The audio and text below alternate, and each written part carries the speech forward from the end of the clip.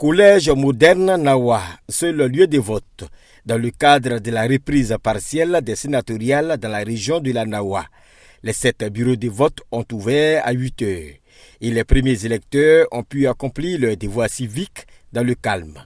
On est venu pour voter, qui est un droit, un véritable citoyen. Je crois que ça s'est bien passé dans les deux camps. Il n'y a pas eu de paroles violentes, c'est des paroles apaisées. Je crois que c'est ce que le président de la République cherche, que toutes les élections soient apaisées, qu'on n'assiste pas à chaque élection des morts d'hommes. Aujourd'hui, Dieu merci, la commune de Soubré abrite les lieux de vote, ça se déroule bien. Les forces de défense et de sécurité, les observateurs, tous sont présents pour le bon déroulement du scrutin. Kone Volibi Marguerite, superviseur CEI du Bassa Sandra, fait le point de la mi-journée. Depuis le début, ça se passe bien. Il y a une affluence dans certaines communes. Par contre, il y a certaines communes qui se font attendre parce qu'elles sont un peu plus éloignées, comme par exemple Bio. Mais pour le moment, tout se passe bien. Les 7 bureaux de vote sont repartis par conseil. Alors, dans la région de la Nawa, nous avons 6 communes. Donc, il y a 6 bureaux, un bureau pour chaque commune. Et puis, il y a le conseil régional qui a un bureau. Et donc, c'est ce qui fait les 7.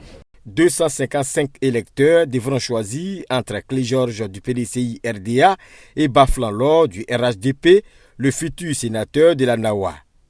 Fermeture des bureaux de vote, 18 heures.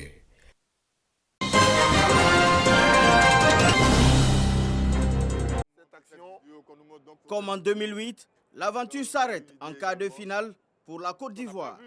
Les éléphants espoirs ont été éliminés des Jeux olympiques de Tokyo par l'Espagne en prolongation. Pourtant, tout commence bien pour les coéquipiers de Masgradel qui ouvrent le score après seulement 10 minutes de jeu grâce à Eric Bailly.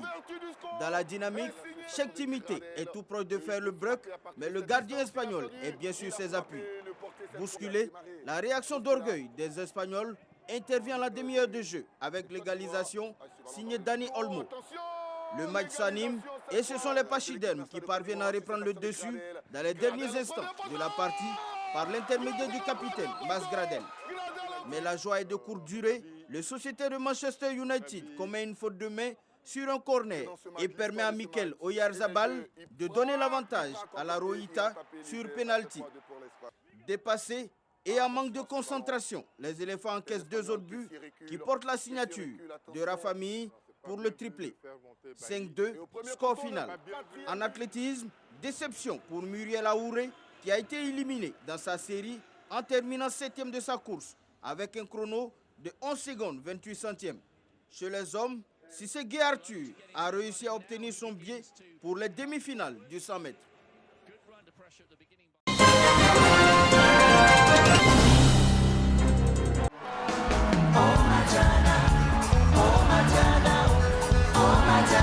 C'est un baobab de la musique antillaise qui vient de se coucher. Jacob Desvarieux, l'homme à la voix rock, le prodigieux guitariste. Son nom à lui seul rime avec le mythique groupe Kassav, l'orchestre guadeloupéen dont il est l'un des membres fondateurs en 1979 aux côtés de Pierre-Édouard Decimus, a bercé des générations entières. Au milieu des années 80, il forme un duo magique avec Jocelyne Béroade. Une complicité phénoménale avec à la clé des tubes à succès, des inspirations de génie et des classiques gravés encore aujourd'hui en lettres d'or dans l'histoire musicale des Caraïbes.